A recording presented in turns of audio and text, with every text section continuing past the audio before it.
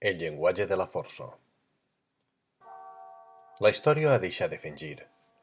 Som en aquest moment. Un instant en què les paraules ordre, estabilitat i democràcia cauen com una pell vella i queda al descobert allò que realment mou els engranatges. La força. El desig de control. La temptació antiga de decidir sobre els altres.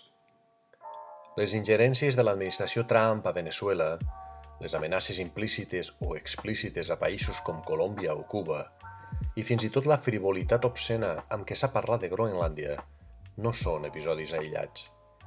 Formen part d'un mateix relat, el retorn, sense complexos, d'una política del fet consumat.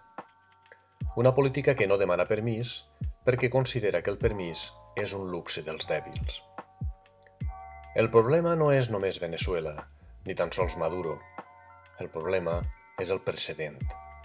Quan una potència decideix que pot intervenir, pressionar o administrar els recursos d'un altre país pel seu bé, el que realment diu és que la sobirania és condicional, que depèn del valor estratègic del territori, del petroli que amaga el subsol o de la posició que ocupa en el tauler global. I quan això passa, ningú no està realment segur. Europa, davant d'aquest escenari, no pot continuar parlant amb la boca petita. No pot limitar-se a l'equilibri incòmode entre la incomoditat moral i la dependència geopolítica. Perquè callar, o parlar amb eufemismes, és acceptar que el llenguatge de la força torne a ser legítim, i això ens empetiteix. No es tracta de defensar règims corruptes, ni d'idealitzar governs que han fracassat davant del seu poble, no. Es tracta d'afirmar una cosa molt més elemental, que la democràcia no pot arribar en tancs, ni amb ultimàtums, ni amb la promesa d'una administració externa de recursos.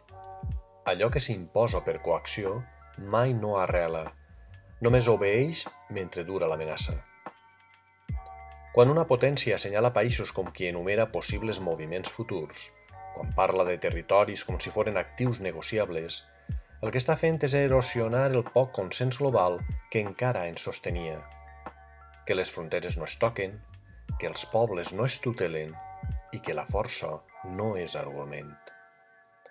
I això Europa ho hauria de dir clar, sense adjectius innecessaris, sense teatralitat, amb la serenitat de qui sap que si accepta aquesta lògica, tard o d'hora, també en serà víctima.